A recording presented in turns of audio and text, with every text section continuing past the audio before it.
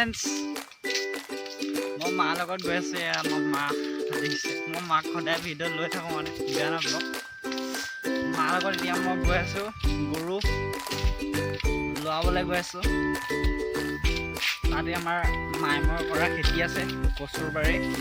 আপোনালোকক দেখাম বলক এইটো আমাৰ মাটি ছাইডত ধুনীয়া আছে তাৰপিছতে কচু এতিয়া মাইমৰ কৈছোঁ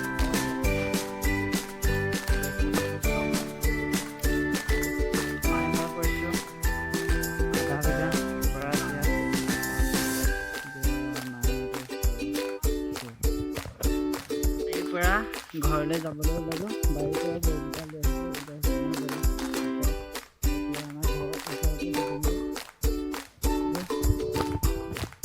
পুৰা জুই জ্বলা নিচিনা ত' মাৰ কাৰণে নে